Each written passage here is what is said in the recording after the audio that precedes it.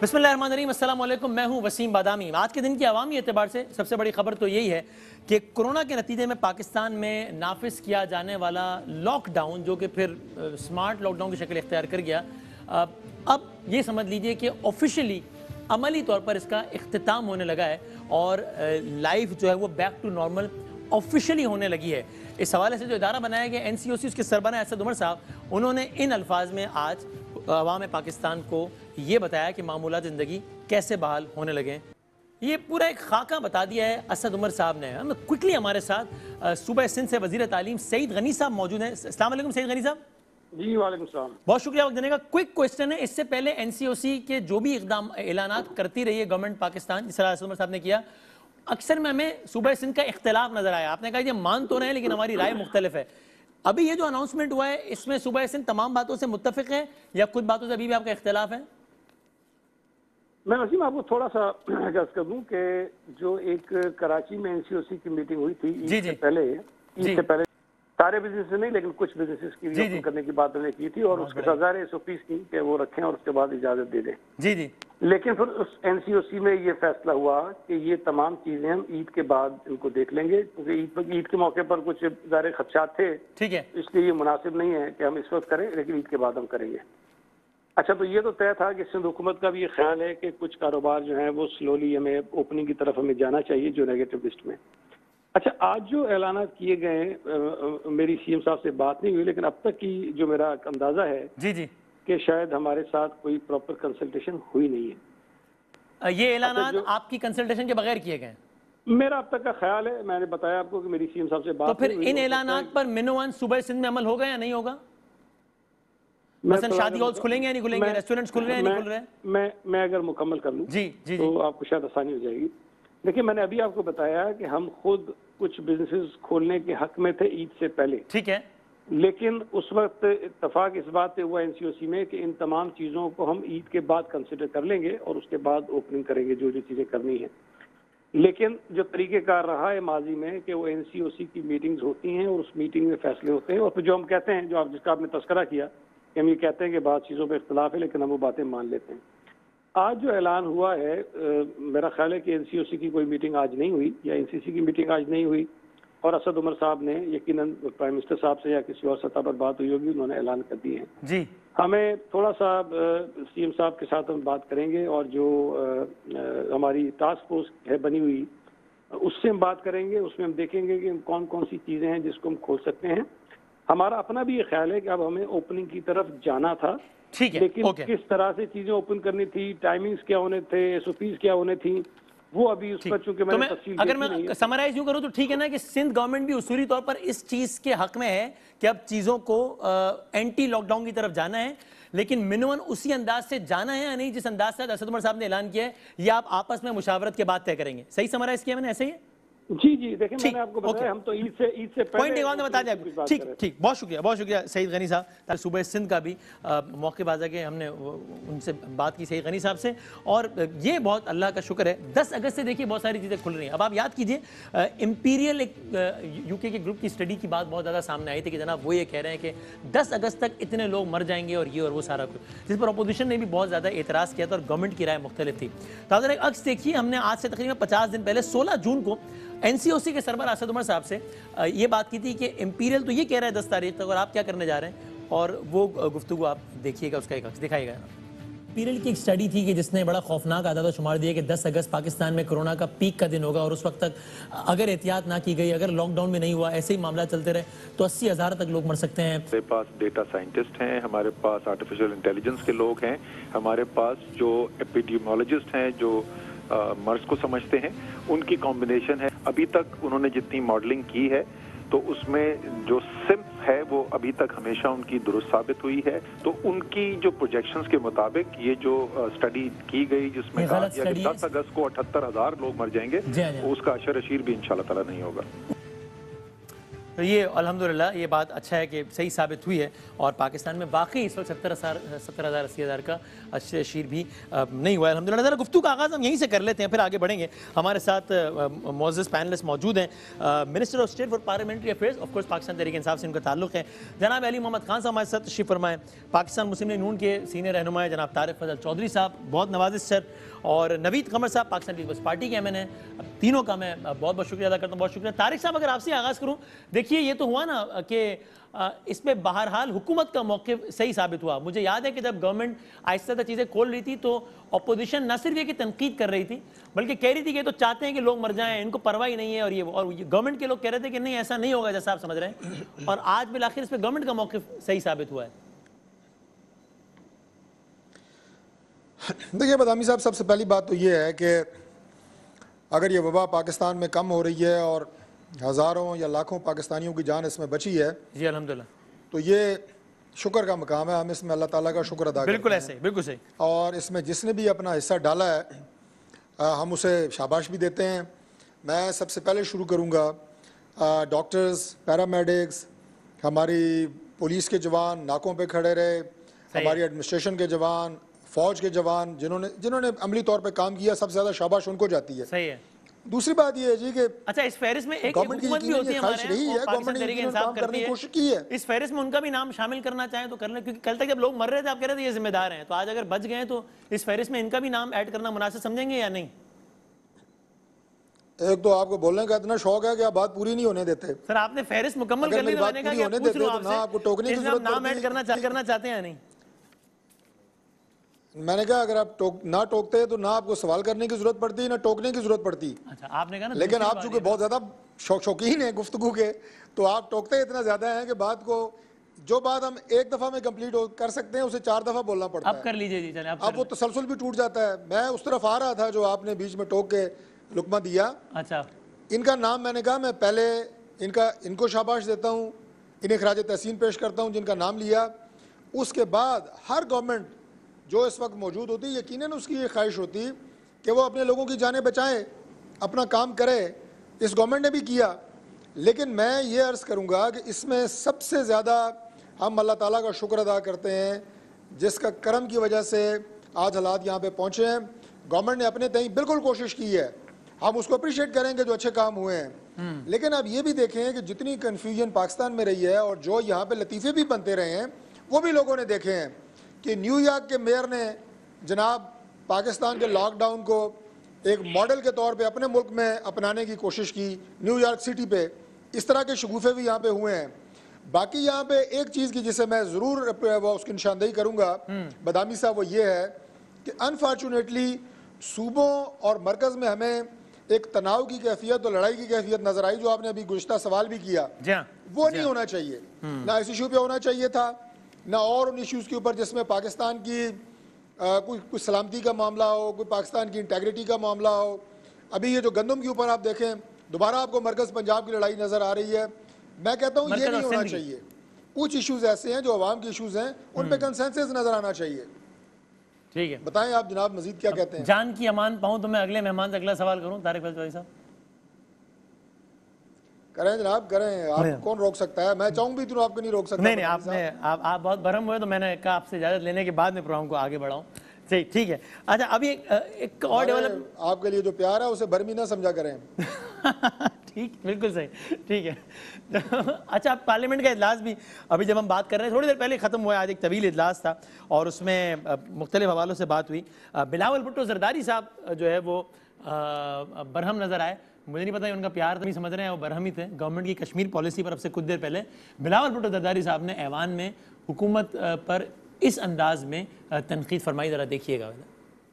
یہ کیا بات ہے کہ پلوامہ کے بعد بھی وزیر اعظم پاکستان کہتا ہے کہ اگر مودی الیکشن جیتے گا تو کشمیر کا مسئلہ حل ہو جائے گا۔ میں نے پہلے دن پہ اعلان کیا تھا، شاہ محمود قریشی صاحب وٹنس ہے، جب یہ حملہ ہوا تھا کہ ہم ساتھ مل کے جا کے عید نماز پڑھیں گے۔ اس رات پہلے آپ نے کیا کیا؟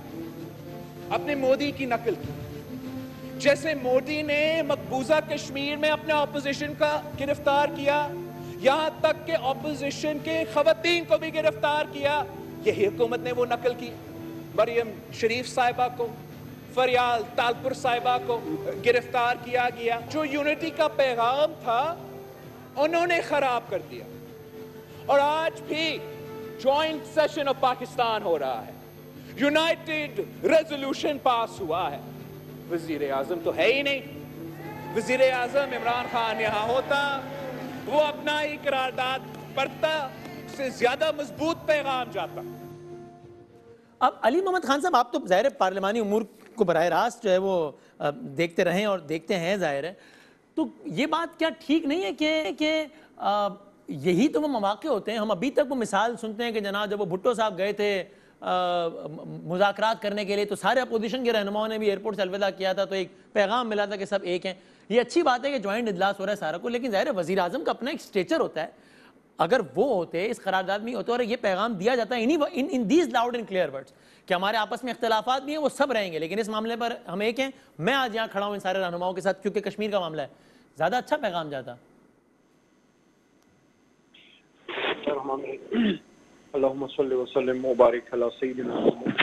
लेकिन आज की सिचुएशन तो नहीं होती है जी, लेकिन जो बिलावल साहब ने मैं समझता हूँ कुछ चीज़ों पे हम कोशिश करें कि टिपिकल वो माहौल हम ना बनाएं, क्योंकि जो जिस तरह से उन्होंने कंपेयर करने की कोशिश की वो शायद इस मौके की मुनासिबत से मुनासिब बात नहीं थी कि नरेंद्र मोदी को जो है अपनी हुकूमत से कंपेयर करना।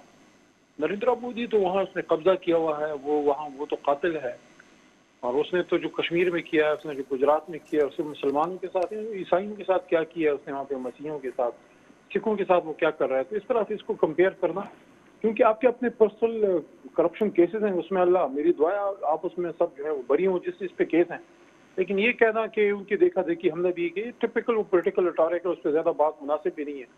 अच्छा, वो चले वो उन्होंने कर दी, वो सियासत करना मुनासिब समझते थे आज के दिन भी, लेकिन मैं समझता हूँ कि ये जबरदस्त आज हुआ है। ये जो रेजोल्यूशन भी पास हुई है, उसके साथ साथ जो ये FATF के लिए जो कानून साजी हुई असम्बली से पहले, ईद से पहले भी और आज भी, तो आपने कहा सवाल के जवाब में कि आइडियल तो यही होता कि PM साहब होते, तो ये आइडियल सिचुएशन क्यों नहीं अचीव हो पाई? क्या रुकावट रही इसमें? नहीं, कोई रुकावट नहीं है, शायद वो मौका ना मिल सका हो क्योंकि कुछ मुख्तलिफ मीटिंग्स में मसरूफ रहे। आई थिंक आए तो थे, पार्लियामेंट हाउस प्लान था, लेकिन बहरहाल सिचुएशन ऐसी है। PM साहब इस हवाले से कभी भी टाइम निकाल नहीं पाए अपोजिशन के साथ बैठने का, चाहे वो मीटिंग हो तो भी वो अपनी बात करके चल देते हैं। कश्मीर के हवाले से कोई एक इजलास भी ऐसा नहीं हुआ जिसमें PM साहब अपोजिशन लीडर्स को साथ लेकर बैठे हों।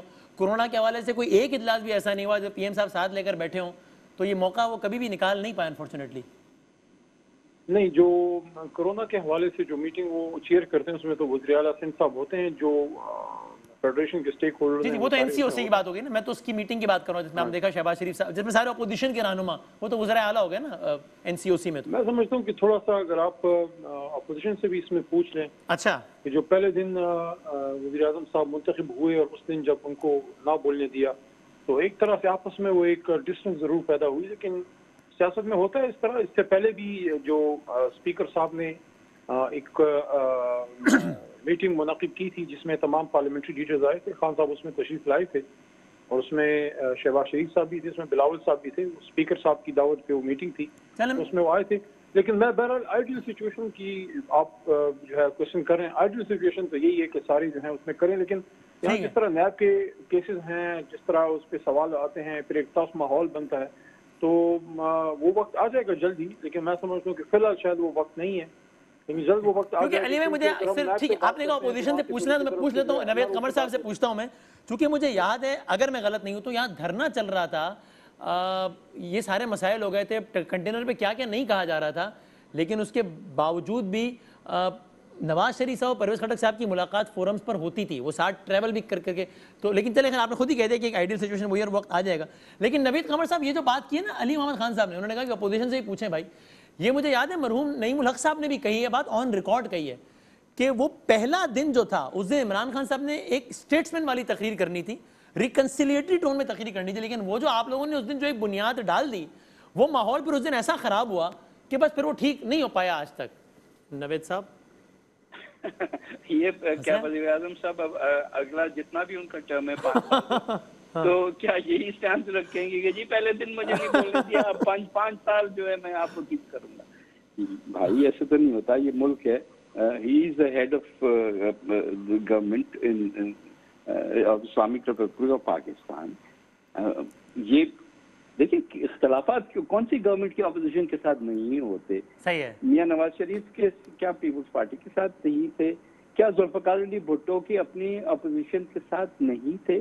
لیکن جب مواقع ایسے آتے ہیں، جب پوری قوم کو اکٹھا ہو کے کسی اور دشمن کو، چاہے وہ کشمیر کا ایشو ہو، چاہے کوئی اور جنگ کی سچویشن ہو، چاہے وہ ایون کووڈ کی سچویشن ہو، یہ تو بیچارے اب آئی ایم سوری میرے چھوٹے بھائی ہیں علی محمد خان، یہ اب ڈیپینڈ کرنے پہ مجبور ہو جاتے ہیں.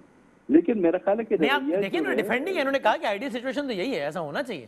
نہیں ہونا تو چاہیے، لیکن بہرحال ابھی کیونکہ یہ ٹپیکل پی ٹی آئی کا رسپانس ہے.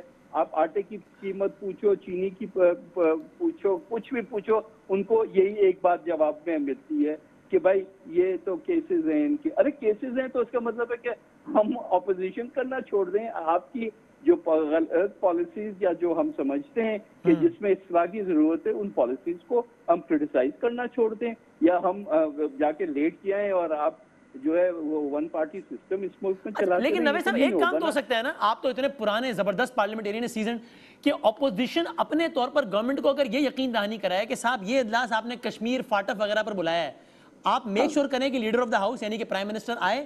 ہم بھی میک شور کریں گے کہ روایتی سیاست، روایتی نعرے بازی اس اجلاس میں نہیں بلایا. آپ یہ شور تو کر سکتے ہیں نا؟ میں بالکل ابھی آپ کے شو سے بیٹھ کے یہ ایشورنس دے سکتا ہوں. علی صاحب دیکھیے تو یہ تو اچھی بات ہے نا. دیکھیں اپوزیشن آپ کو اس سے زیادہ کیا چاہیے آپ کو علی محمد خان صاحب؟ کشمیر کا ایشو ہے فار ایگزامپل، یا کوئی اس قسم کا ایشو ہو جہاں قوم پوری جو ہے متفق ہے. آپ کی پالیسیز آپ کے جو وہ ہیں ان سے ہم نے اختلاف ہو سکتا ہے، لیکن ایشو سے تو اختلاف نہیں ہے. ہم ایز پاکستانی سوچیں بھائی، آج ان سے پوچھو کہ کیا ان کا بل جو تھا ایف اے ٹی ایف سے ریلیٹڈ، کیا وہ اپوزیشن پوری ایک جے یو آئی کو چھوڑ کے ان کے اعتراضات تھے، لیکن کیا اپوزیشن نے ساتھ نہیں دیا؟ اس سے پہلے 2 بل پچھلے جو سیشن میں کے آخری دن پہ پاس ہوئے، کیا اس میں ساتھ نہیں دیا؟ تو ساتھ تو اپوزیشن دیتی ہے، بلکہ اپوزیشن پہل کرتی ہے. گورنمنٹ پتہ نہیں کہاں ہوتی ہے، ان کو پکڑ کے لاتے ہیں کہ بھائی یہ آپ کے بل ہیں، اس کو بیٹھ کے اس کو کنسنسس بناؤ تاکہ ہم اس کو اکٹھا پاس کریں. علی بھائی اگر یہ نوید صاحب اور میرا آئی ایم شور کہ طارق فضل چودھری صاحب بھی اس پہ تائید فرمائیں گے کہ اگر آپ کو اپوزیشن کی 2 بڑی جماعتیں یہ یقین دہانی کراتی ہیں کہ بھائی ایسے اجلاس میں روایتی سیاست نہیں ہوگی، تو آپ بھی ہمیں اتنی یقین دہانی کراتے ہیں کہ آپ پرائم منسٹر صاحب سے گزارش کریں گے کہ سر پھر مہربانی فرما لیا کریں. طارق صاحب آپ کی بھی تائید ہے اس بات میں نوید قمر صاحب کی جو بات کی انہوں نے، طارق فضل چودھری صاحب؟ سر میں بالکل اپنی تائید نوید قمر صاحب کی بات میں، شاہ صاحب کی بات میں شامل کرتا ہوں، لیکن میں اس کے ساتھ ایک جملہ عرض کرنا چاہتا ہوں. ہو گیا کہ حکومت کی سنجیدگی کا عالم یہ ہے کہ ادھر نوید قمر صاحب کھڑے ہوں، ادھر راجہ پرویز اشرف کھڑے ہوں، ادھر جناب شاہد خاقان عباسی کھڑے ہوں، احسن اقبال کھڑے ہوں، لیڈر آف اپوزیشن کھڑے ہوں، بلاول بھٹو زرداری صاحب کھڑے ہوں، ادھر سے جواب ملتا ہے مراد سعید صاحب کی طرف سے. میرے لیے وہ قابل احترام ہے، لیکن اس کے بعد جو ماحول بن جاتا ہے وہ پوری دنیا دیکھتی ہے. کبھی ہم ٹاک شوز کرتے ہیں، علی محمد خان کے ساتھ بھی میرے بے شمار پروگرام ہو چکے ہیں، کبھی کوئی تلخی نہیں ہوئی. یہ اپنی پارٹی کا پورا موقف دیتے ہیں، بڑے بھرپور انداز سے دیتے ہیں، لیکن ایک انداز ہے، ایک سوبرنیس ہے، ڈیسنسی ہے. ان کو کیوں نہیں کہتے کہ یار تم ذرا جواب دو بلاول بھٹو زرداری کی تقریر کا؟ شاہ محمود قریشی کو کیوں نہیں کہتے؟ انہوں نے بھی ایک ہی پیس رکھا ہوا ہے. یہ ماحول پارلیمنٹ کا سنجیدہ اور غیر سنجیدہ رکھنا.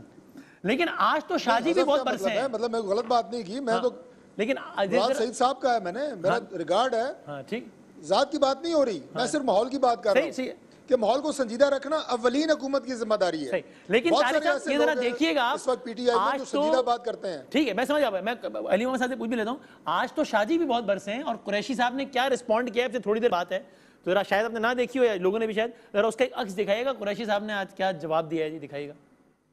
آن the floor of the house میں شہباز شریف صاحب کو، میں بلاول کو میں دعوت دیتا ہوں، اگر آپ کے پاس تجاویز ہیں رکھیں تجویز.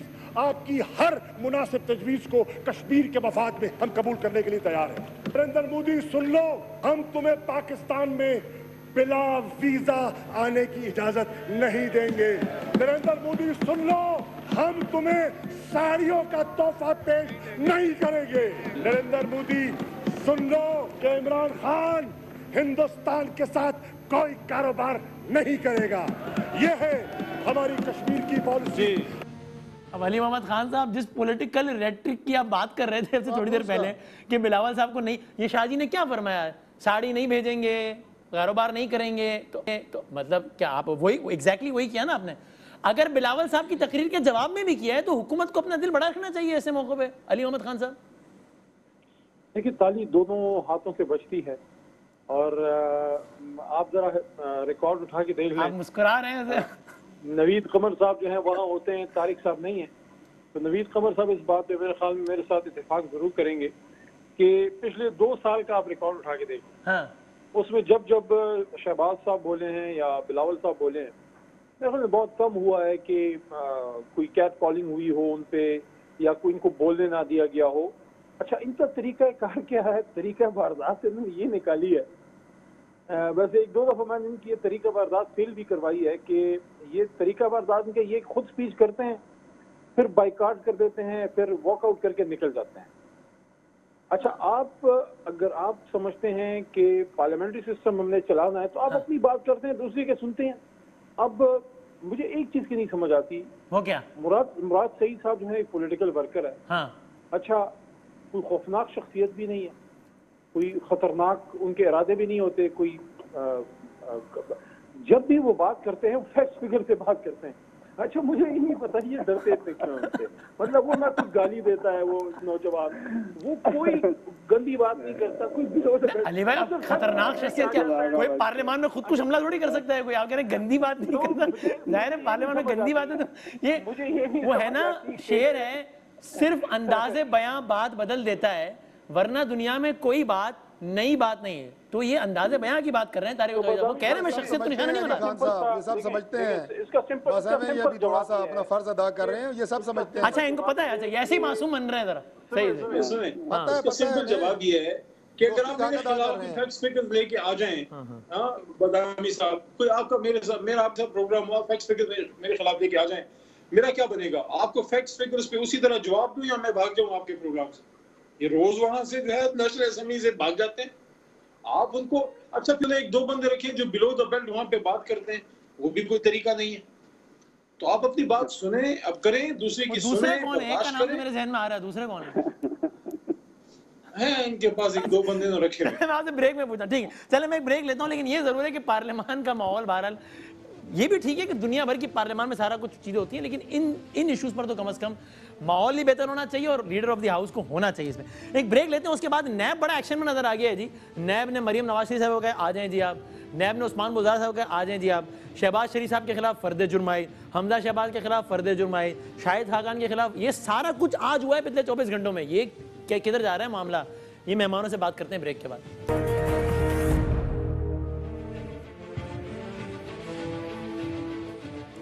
खुश आमदेद कहते हैं आपको। नैब बड़ा एक्शन में नजर आया जनाब। कल नैब ने बुलाया हुआ है चौधरी मुनीस इलाही साहब को, यानी कि स्पीकर पंजाब असेंबली परवेज इलाही साहब के साहबजादे को। ये if I am not wrong तो 7वीं दफा बुलाया है नैब ने मुनीस इलाही साहब को। और आपको क्विकली बताया दें किस पर क्या क्या इल्जाम है। मुनीस इलाही साहब की एक प्रॉपर्टी है, उस पर नैब ने जनाब उनसे पूछा है कि आप ये बताइए कि इस प्रॉपर्टी को खरीदने के आपके पास फंड्स कहाँ से आए हैं। अच्छा जनाब, आज ही नैब ने मरियम नवाज साहब को 11 अगस्त को पेश होने की हिदायत की है। ये भी बड़ा इंटरेस्टिंग है कि अब से कुछ देर पहले तक का तो पाकिस्तान मुस्लिम यूनियन का ऑफिशियल बयान ये है कि हमें नैब की तरफ से इस पर ऑफिशियल कुछ मिला ही नहीं है, हमें जो पता है वो मीडिया से ही पता है। ये बड़ी कमाल की बात है। हालांकि सुप्रीम कोर्ट ने भी अपने फैसले में यही लिखा था, मकबूल बाकर साहब ने, कि इस तरह के इकदाम ना किए जाएं कि जिससे बदनामी हो और केस का पता ही ना हो। मफहूम ये उसका। तो मरियम नवाज साहब को 11 अगस्त को पेश होने का कहा गया है। और उन पर क्या इल्ज़ाम है जनाब? रायगढ़ में 200 एकड़ की ज़मीन है। इल्ज़ाम ये है कि जनाब ये सरकारी ज़मीन थी जो कि उन्होंने मिस यूज़ करके अलॉट करवा ली अपने नाम पे। उस्मान बुज़दार साहब को बुला लिया जी नैब ने। वज़ीर आला पंजाब उस्मान बुज़दार साहब को कहा 12 अगस्त को पेश हो। इल्ज़ाम क्या है? एक अथॉरिटी होती है वो डीजी एक्साइज के पास होती है, होटल्स वगैरह को या किसी को भी शराब का लाइसेंस जारी करने की। उस्मान बुज़दार साहब पे इल्ज़ाम है कि उन्होंने एक होटल को गैर कानूनी तौर पर शराब का लाइसेंस जारी किया, इख्तियारात से तजावुज़ किया, असर और रसूख का इस्तेमाल किया।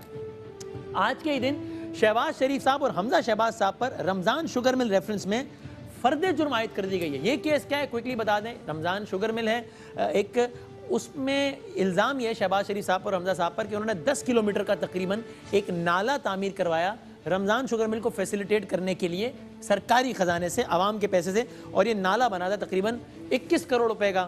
ظاہر ہے شہباز شریف صاحب اور حمزہ شہباز صاحب نے صحت جرم سے انکار کیا۔ اس کے علاوہ شاہد خاقان عباسی صاحب پر بھی فرد جرم آج عائد ہوئی ہے۔ قومی خزانے کو 138 ملین سے زائد کا نقصان پہنچانے کا الزام ہے ان پر۔ اب ذرا کوئکلی اس پہ تو کامنٹ کر دیں علی محمد خان صاحب۔ بزدار صاحب کو بلا لیا نیب نے، کہا وہ شراب کا آپ نے لائسنس جاری کر دیا، نہیں کرنا چاہیے۔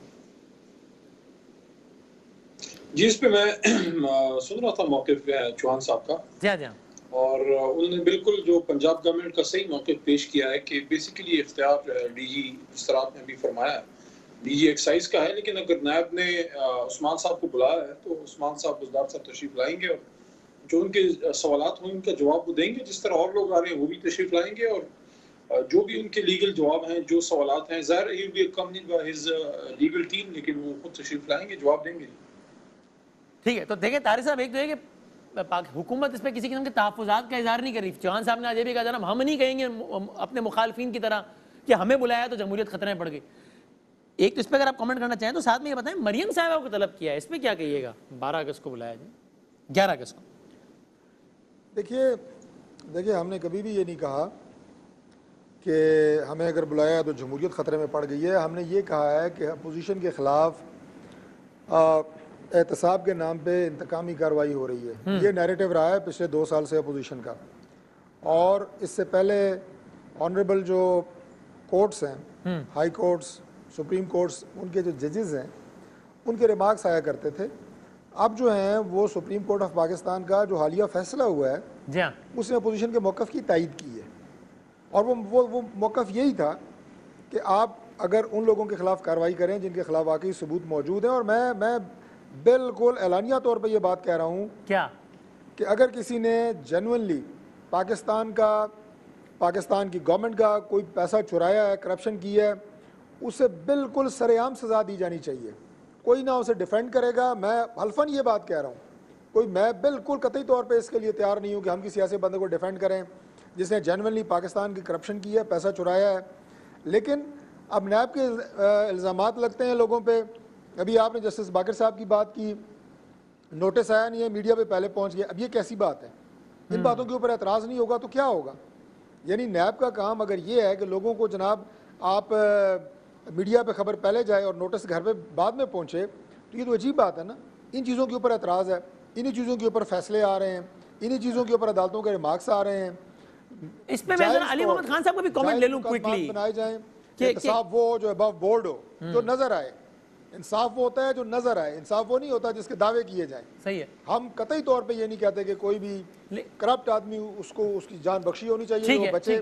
اور جو نیب میں امینڈمنٹس کی بات ہو رہی ہے یہ بھی یہی ہے کہ قانون ایسا بنائیں کہ جس میں صاف اور شفاف احتساب ہو، تاکہ کسی کو جرأت نہ ہو وہ پاکستان کا پیسہ کوئی چرائے۔ اچھا لیکن کوئکلی آپ اس پہ تو کامنٹ کر دینا مریم صاحبہ والے کہ اس کے پیچھے کیا آپ کی کیا رائے ہے؟ نون کا موقف کیا ہے کہ سیاسی عوامل کار فرما ہے یا ٹھیک ہے نیب نے بلایا جائیں گے جواب دیں گے، کوئی مسئلہ نہیں ہے؟ ہم سمجھتے ہیں کہ یہ بھی سیاسی انتقام کی ایک علامت ہے۔ مریم صاحبہ کبھی کسی پبلک آفس اس پوزیشن پہ نہیں رہی، پبلک آفس ہولڈ نہیں کیا انہوں نے، اور وہ جو پراپرٹیز کی اور وہ ساری بات ہے، انہوں نے اپنی ذاتی کوئی ایسی پراپرٹی نہیں ہے جو انہوں نے اپنی اس طرح خریدی ہے۔ یعنی میری اگر وہ پراپرٹی جو مجھے میرے والد صاحب سے ملی ہیں، اور ان کے نہیں 10 دفعہ ان کے حسابات ہو چکے ہیں، ان کی سکروٹنی ہو چکی ہے، ان کے جوابات میاں نواز شریف صاحب دے چکے ہیں، ان کے بچے دے چکے ہیں۔ ان میں کون سی ایسی نئی پراپرٹی ہے جو مریم نواز صاحبہ کے نام نکل آئی ہے جو کنسیلڈ ہے؟ کوئی بھی چیز کنسیلڈ نہیں ہے۔ اور میں یہ بھی آپ کو تھوڑا سا جلدی سے بتا دوں کہ کیپٹن صفدر صاحب جو ہیں، جو ان کے شریک ہیں، وہ ایم این اے رہ چکے ہیں۔ جب آپ ایم این اے ہوتے ہیں تو آپ اپنی تمام پراپرٹی اور آپ کی جو اہلیہ ہوتی ہے اس کی تمام پراپرٹی آپ کو ڈکلیئر کرنی پڑتی ہے، ہر سال ڈکلیئر کرنی پڑتی ہے۔ تو کوئی ایسی پراپرٹی نہیں ہے جو ڈکلیئر نہیں کی گئی یا جو ابھی سامنے آئی ہو۔ اچھا لیکن یہ اس پہ علی محمد خان صاحب اس پر آپ اگری کرتے نہیں کرتے کہ بہرحال یعنی مثلا ابھی کی مثال لے لیں کہ جو متاثرہ فریق ہے وہ کہہ رہے ہیں نوٹس نہیں پہنچا ہمیں اور ڈھنڈورا ہو گیا پورے شہر میں، ایسے اقدامات سے تو پرہیز کیا جانا چاہیے نہیں کہ جس سے ریپوٹیشن کو نقصان پہنچے؟ لیکن نیب جو ہے وہ کام کر رہی ہے جو کہ ایک تھینک لیس جاب ہے، اس میں کوئی شک نہیں ہے کہ طریقہ کار الفقم موجود ہوں گے، ہمیشہ ہر لاء میں ہوتے ہیں، لیکن وہ یہ اس طرح کا ایک بچہ ہے جس کو کوئی شاید گود لینا نہیں چاہتا، کیونکہ یہ ان کو سوٹ نہیں کرتا. ہر چیز میں انہوں نے انٹرسٹ لینے کی کوشش کی، نہیں کی. تو اب یہ جو بات طارق صاحب کر رہے ہیں، کتنے لوگ ہیں ان کی جماعتوں میں جو یہ بات کر سکتے ہیں جو انہوں نے کی ہے؟ کیا وہ دن ہم بھول گئے جو ان کے کچھ مہربان دوست، یہ تو آپ بیانات کی بات کریں، باقاعدہ دھمکیاں دی گئی، اور وہ بھی سپریم کورٹ کے جسٹس صاحبان کو، ان کو کیا، ان کے بچوں کو کیا تک نہیں کہا گیا؟ ان کے تو بہت سے ایم این ایز جو تھے، sitting M N As, disqualify ہو گئے وہ بیکاز آف ان کے جو اسٹیٹمنٹس تھے، اس کی وجہ ان کو ٹکٹ نہ مل سکے، الیکشن نہ لڑ سکے. تو یہ تو ایک تلخ ماضی رہا ہے پاکستان میں. بدقسمتی سے جو لوگ بھی کبھی اقتدار میں آئے ہیں، وسیم بادامی صاحب، انہوں نے سب کچھ کیا لیکن احتساب کے نظام کو مضبوط نہیں کیا. آج وقت ہے یہ اپوزیشن جو ہے اس جماعت جس کا مینڈیٹ ہی احتساب ہے، ہماری بھی کمزوریاں ہوں گی، میں نہیں کہتا ہم سے غلطیاں نہیں ہوئی، تو لیکن آئے مل کے اس نظام کو اتنا مضبوط کر دیں کہ جو ابھی طارق صاحب فرما رہے ہیں، میں اس بات سے بالکل ایگری کرتا ہوں. لیکن علی بھائی آخری تو ان کو جو ہے سخت سخت سزا دی جائے. ہاں، بے گناہ کو تنگ نہ کیا جائے، بے گناہ کو بزنس نہ کیا جائے. تو اس کے لیے ہم بیٹھیں گے. دیکھیں آپ لوگ بیٹھ بھی گئے، ایک کمیٹی بھی بن گئی ہے، قریشی صاحب بیٹھ بھی کر رہے ہیں، میں سارے لوگ ہیں، نوید بھائی بیٹھے ہیں، نوید بھائی بیٹھے ہیں، تو میرے سے زیادہ میٹنگز میں یہ شریک رہے ہیں. اگر مجھے علم نہیں ہے تو میری یہ گائیڈنس کر دیں، کیونکہ طارق صاحب اس بار اسمبلی میں نہیں ہے. میری دعا ہے یہ سینٹ میں ان کو لے آئیں، کیونکہ ایک سین وائس ہے ان کی جماعت کے. تو میرا پوائنٹ یہ ہے کہ ہمیشہ سے 100 میں سے 99.9% ان کی ریکمنڈیشنز کیا ہوتی ہیں؟ Defence related. اس طرح مت پکڑو، اس طرح پکڑو، مجھے جو ہے ضمانت کے یہ حقوق دو، اتنے دن نہیں رکھنا، کب پکڑنا ہے. کبھی ان کی طرف سے ایسی تجویز نہیں آتی کہ جس سے پیسے نکالنے، پروسیکیوشن کو کیسے تگڑا کیا جائے، انویسٹیگیشن کے نظام کو کیسے تگڑا کیا جائے، اس میں انویسٹمنٹ. اچھا ٹھیک ہے، اس میں یہ جو مجرم ہے اس کو پکڑنے کی بات نہیں کرتے، بس ملزم کی چھوٹ کی بات ہوتی ہے. تو ایسے بات کیا بات کریں؟ بتائیں بھائی، آپ بات ہی ایسی کرتے ہیں کہ وہ پنجابی میں کیا کہتے ہیں کہ پھر نہ کرنے والی بات ہوتی ہے. نوید قمر صاحب مجھے حیرت ہے ایسی بات کر رہے ہیں.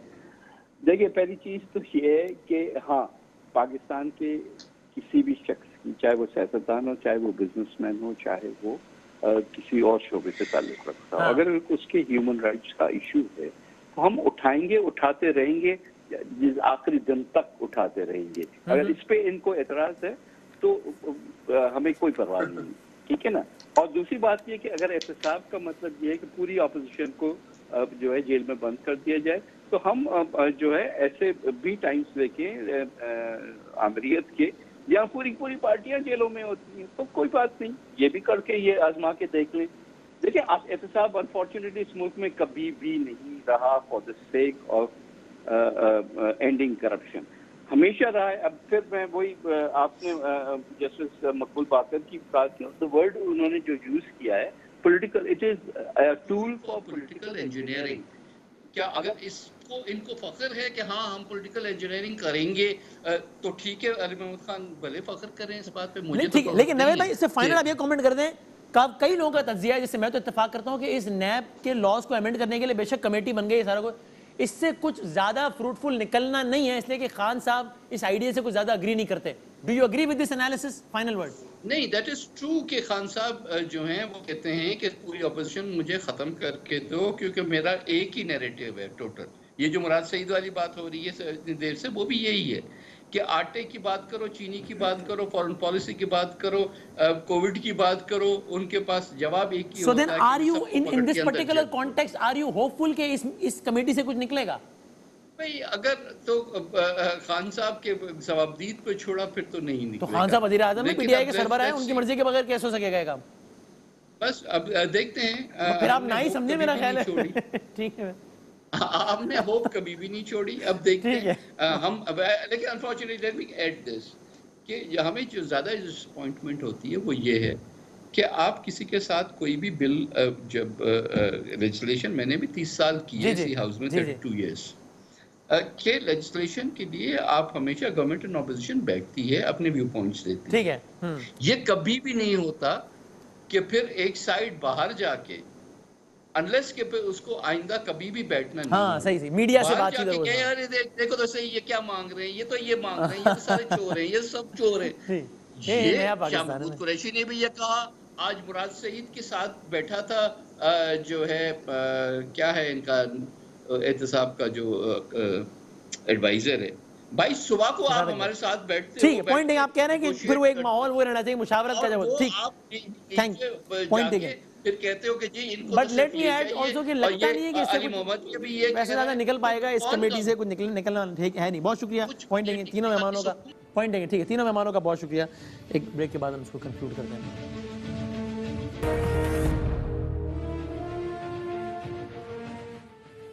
اور جاتے جاتے آج کا دن عالمی امن کے لیے ایک بدترین دن ہے. یہ آج کا دن تھا جب آج سے ٹھیک 75 سال پہلے 6 اگست کو امریکہ نے جاپان کے شہر ہیروشیما پر ایٹم بم گرایا تھا کہ جس کے نتیجے میں ہیروشیما کی کل آبادی اس وقت تقریباً جو 3.5 لاکھ تھی اس میں سے تقریباً آدھی یعنی کہ 1,40,000 مر گئی تھی. اس کے کچھ دنوں بعد ناگاساکی پہ بھی ایٹم بم گرایا گیا تھا. 80,000 لوگ فوری طور پر مر گئے تھے اور بعد میں باقی لوگ بھی اس میں مر گئے. باقی 60,000 لوگ بھی, اور جو زندہ بھی بچ گئے ان کی بھی زندگیاں موت سے کم نہیں تھیں. یہ تھا 75 سال پہلے کا حوال. اور پھر آج سے 2 دن پہلے دنیا کی حالیہ تاریخ کا سب سے بڑا نان ایٹامک بلاسٹ ہوا. یہ آپ نے ایٹامک بلاسٹ کا سنا, اور لبنان میں دنیا کی تاریخ کا سب سے بڑا نان ایٹامک بلاسٹ ہوا جس میں تقریباً 3,500 ٹن امونیم نائٹریٹ کا دھماکہ ہوا, جو کہ اگرچہ کہا جا رہا ہے کہ دہشت گردی کا واقعہ تو نہیں ہے لیکن بہرحال ایک بہت بڑا حادثہ ضرور تھا. یہ جو ایٹامک بلاسٹ ہوا تھا آج سے 75 سال پہلے, انٹینسٹی آپ سمجھیے کہ اس کی تھی 12 سے 15,000 ٹن TNT, اور جو بیروت میں دھماکہ ہوا ہے اس کی انٹینسٹی تھی تقریباً 1,000 سے 1,500 ٹن TNT. یعنی ایٹمی دھماکے کی 10% انٹینسٹی تھی بیروت میں ہونے والے اس دھماکے کی, کہ جس میں اب تک کی اطلاعات کے مطابق کم از کم 135 افراد جاں بحق ہوئے ہیں. ہزاروں لوگ اس میں انجرڈ ہیں. 5,000 سے زیادہ 3 لاکھ سے زیادہ افراد بیروت میں بے گھر ہو رہے ہیں اور بے گھر ہو گئے ہیں. اور لبنان کا جو اناج ہے اس کا 85% وہاں پر متاثر ہوا ہے, کیونکہ جس جگہ پر یہ بلاسٹ ہوا ہے وہاں اس طرز کا سوائل تھا کہ جہاں سے ان کے اناج کا ایک بڑا حصہ نکلتا تھا. اور پھر ظاہر ہے لبنان کی اپنی ایک پوری تاریخ رہی ہے کہ کس طریقے سے وہاں پر وارز بھی ہوتی رہی ہیں اور کس طریقے سے انسانی جانوں کا نقصان ہوتا رہا ہے. تو جاتے جاتے بس یہی بات کہ برتری کے ثبوت کی خاطر خوں بہانا ہی کیا ضروری ہے, گھر کی تاریخ کرنے کو گھر جلانا ہی کیا ضروری ہے. جنگ کے اور بھی تو میدان ہیں, صرف میدان کشت و خوں ہی نہیں. حاصل زندگی خرد بھی ہے, حاصل زندگی جنوں ہی نہیں. اللہ تعالیٰ اس دنیا کو رہنے کے لیے ایک زیادہ پرامن مقام بنائے ہم سب کے لیے انشاءاللہ. اللہ حافظ.